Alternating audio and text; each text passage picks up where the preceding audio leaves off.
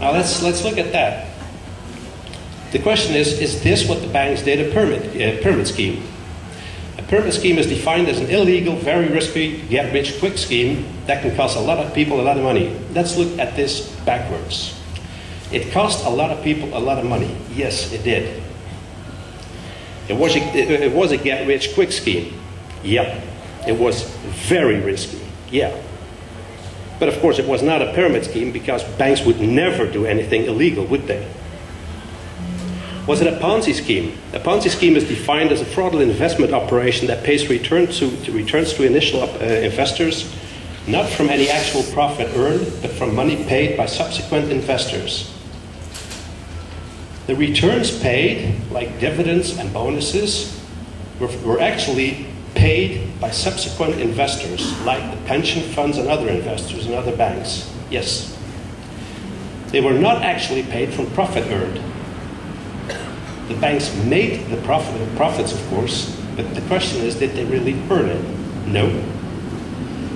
But yes, they paid returns to the initial investors. But was it a Ponzi scheme? Of course not, because banks would never, ever do something called fraud.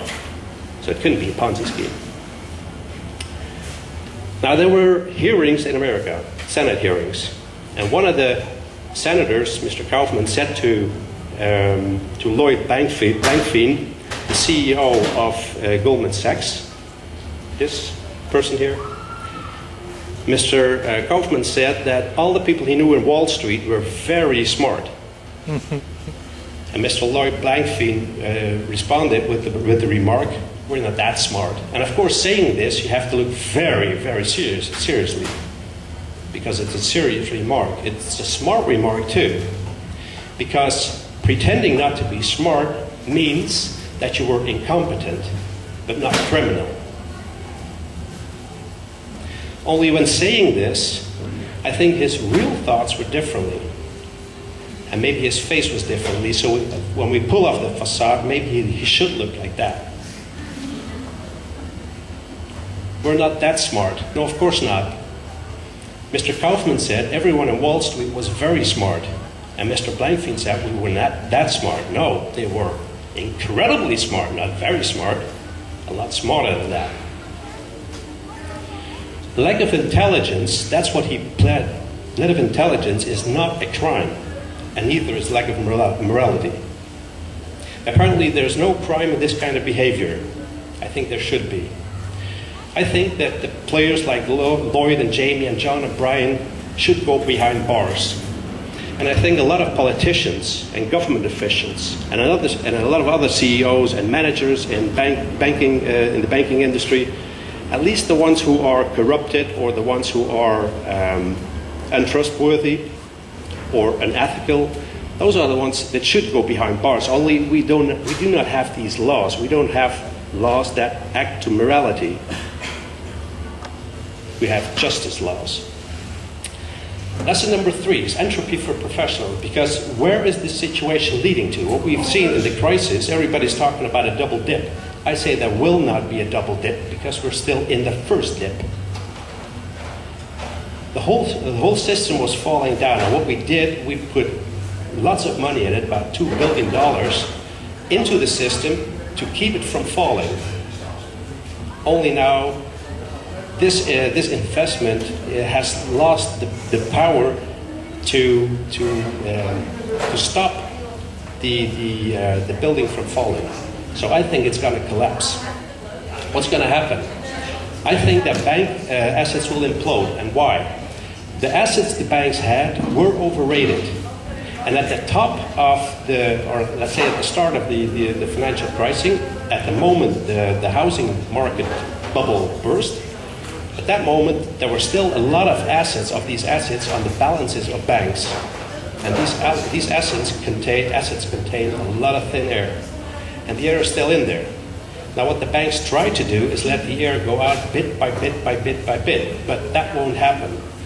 They would need a period of about approximately 10 to 15 years to let the air go out very slowly.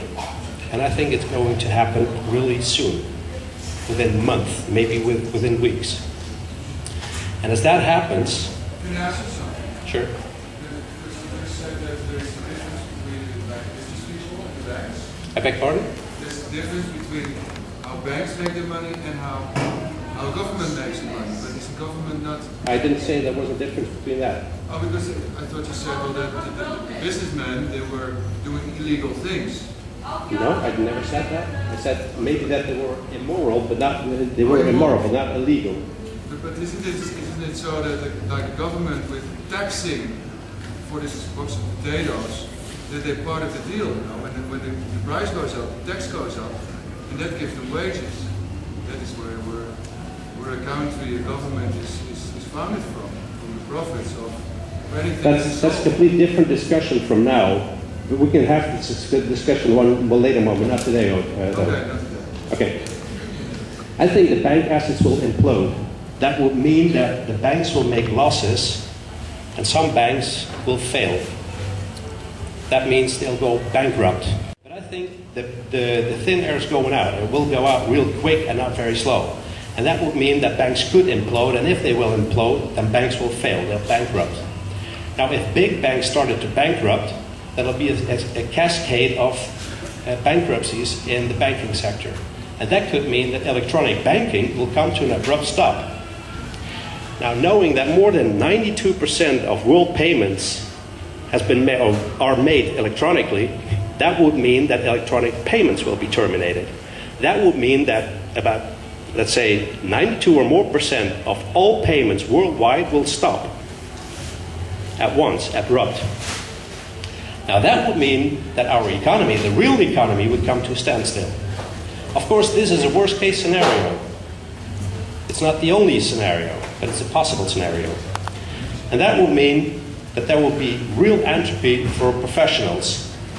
And that will be a nightmare on Wall Street. Now continuing, what could happen is when the economy comes to a standstill, that of course means that transport will come to a standstill.